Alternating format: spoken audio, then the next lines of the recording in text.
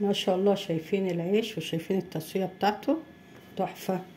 والرغيف الكبير شايفين حاجة كده، حاجة تحفة بصراحة. السلام عليكم ورحمة الله. أهلا بيكم يا أحلى وأغلى وأجمل متابعين ومشتركين مطبخ ماجي وجوجو. أهلا بيكم في فيديو جديد. شايفين السندوتش الكبير اللي معانا ده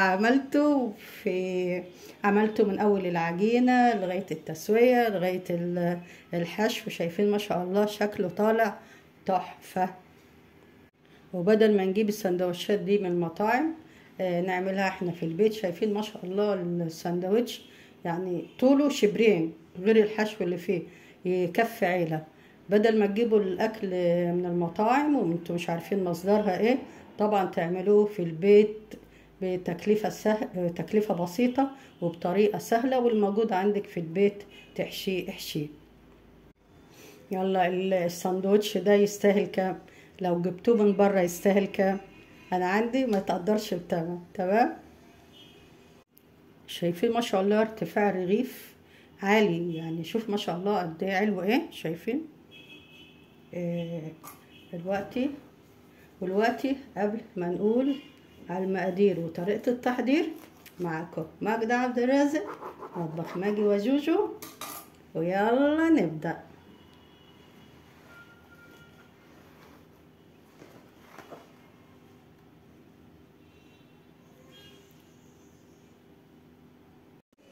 ويا سلام يا سلام بقى مع كوباية شاي بالنعناع، حاجة كده تحفة.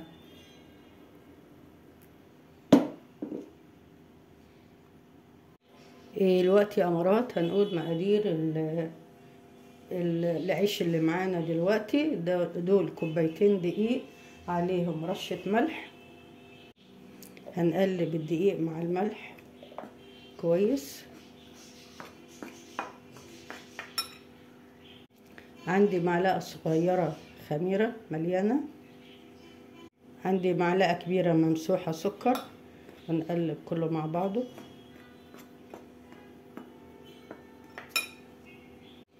هنحط معلقتين أكل زيت، 1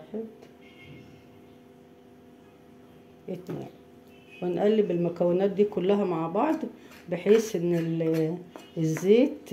الدقيق يشرب الزيت. اوكي. بعد كده يا امارات هنزل بالميه الدافيه وننزل حبه حبه علشان العجينه ما تطرش معانا. تمام. نعجن كده.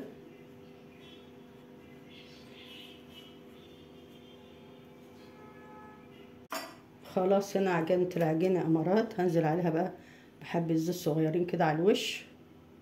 انا مسخنه الفرن وطفيته عشان احط فيه العجينه دي.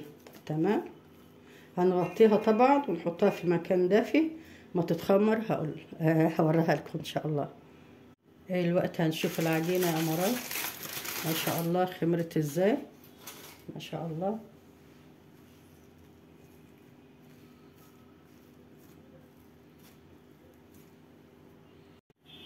حطيت دقيق على الرخامه وهنزل بالعجينه هنا علشان اشكلها. تمام.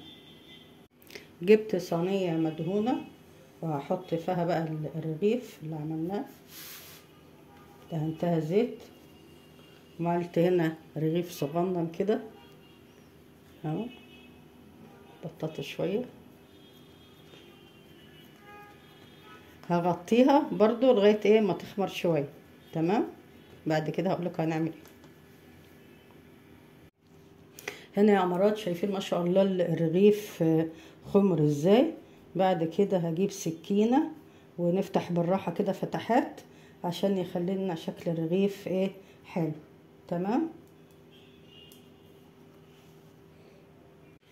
عندي هنا ده صفار بيضه حطيت عليه ذره صغيره نسكافيه ورشه ملح. تمام. وندهن هنا الرغيف الجميل بتاعنا ده.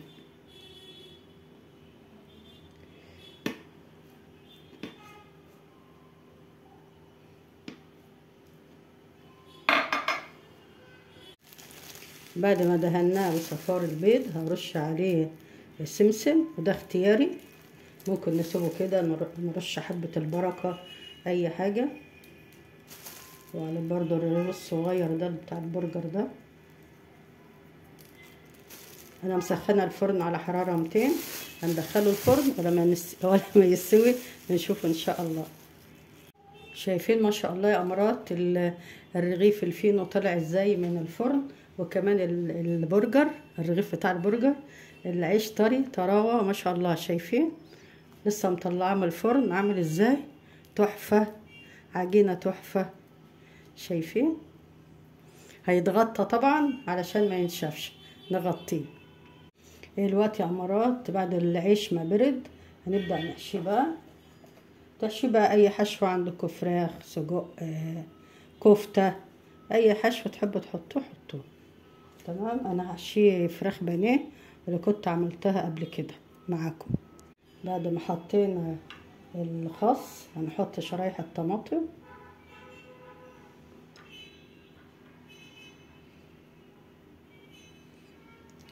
سندوتش تحفه هيعجبكم، احلى من اللي تجيبوه جاهز من بره. بعد ما حطينا شرايح الطماطم هنحط الزيتون او خيار مخلل، بصراحه المتوفر عندي الزيتون دلوقتي.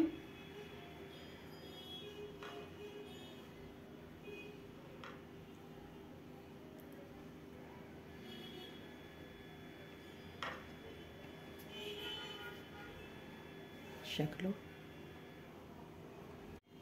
بعد كده هنحط مايونيز، تحطوا مايونيز، تحطوا كاتشب، تحطوا مستردة، المتوفر عندكم حطوه. تمام. بعد كده هننزل بشرايح الفراخ او الفراخ اللي عملناها.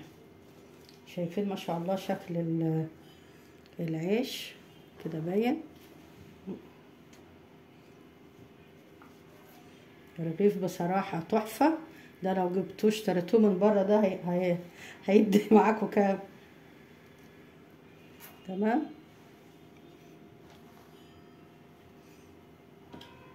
حط برضو مايونيز.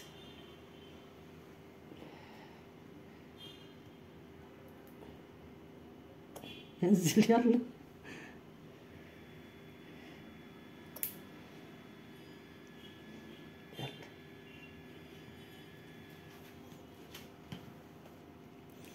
وبكده تكون وصفة النهاردة انتهت. وصفة سندوتش كبير زي اللي بتجيبوه من بره او هتجيبوه كده. حطينا تاني مايونيز يا امارات فوق الفراخ، لو حابين تحطوا اي حاجة حطوها. تمام. وصفة النهاردة خلصت، لكن وصفاتي لسه ما خلصتش. كنت معاكم ماجدة عبد الرازق، مطبخ ماجي وجوجو. اشوفكم في وصفات تانية ان شاء الله. اسيبكم في رعاية الله وامنه. مع السلامة.